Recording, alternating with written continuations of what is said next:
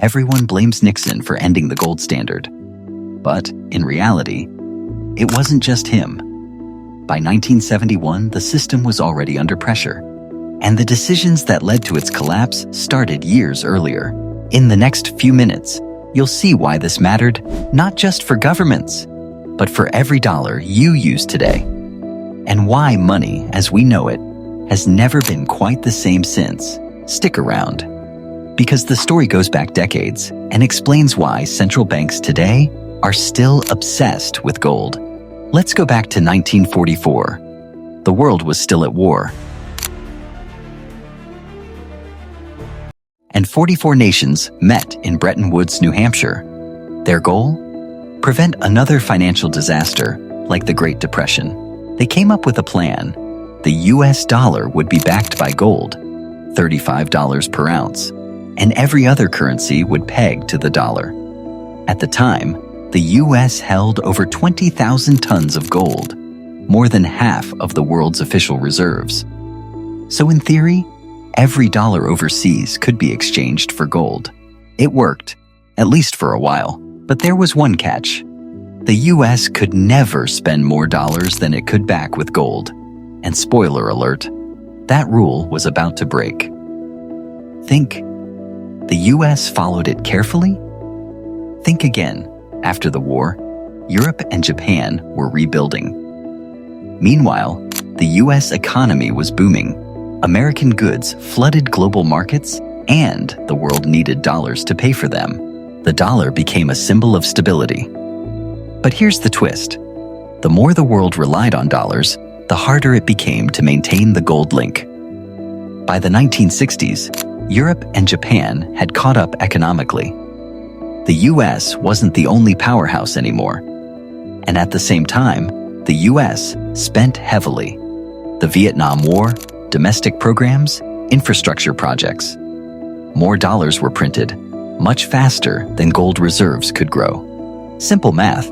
Gold is finite. Dollars? Not so much. Some countries noticed the problem, and France, they made a move that shook the system. France, under President Charles de Gaulle, called the system America's exorbitant privilege. Why?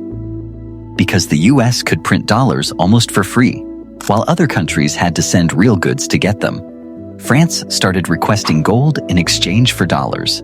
Ships were sent. Gold left US vaults. It wasn't panic, it was logic, but it forced a critical question. What happens if every country does this?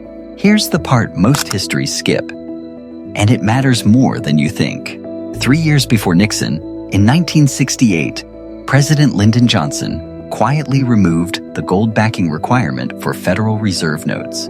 That meant the link between dollars and gold was already weakening. More dollars entered the system. Gold reserves kept falling. By the time Nixon became president, the gold standard was already on life support. His decision? The final nail. Not the start of the collapse, but the final move would still shock the world. And not everyone saw it coming.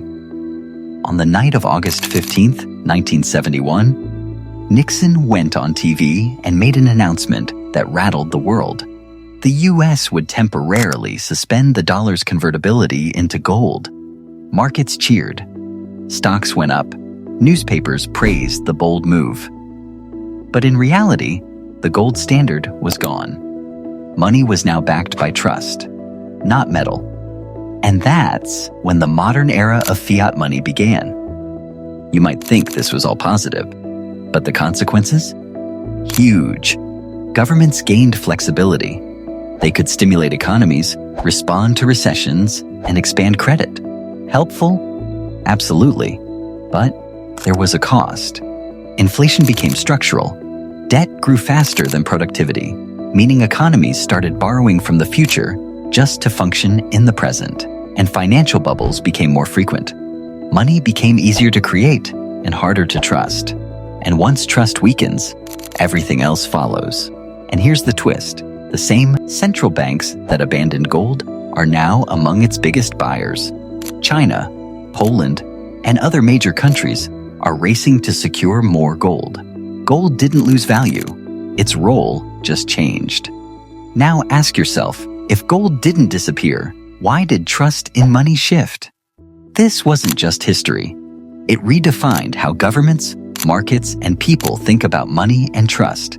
The choices made in the late 1960s and early 1970s still influence your savings, your economy, and how central banks manage crises. The end of the gold standard didn't just change money, it shifted trust from something physical to something abstract. Belief in money is holding for now, and the real question isn't why the gold standard ended. The real question is, what happens when confidence in money is tested again? Hit like, because trust matters, and subscribe for the next story, where we explore what could happen when that confidence cracks. Because history shows, when money is tested, everyone feels it, including you.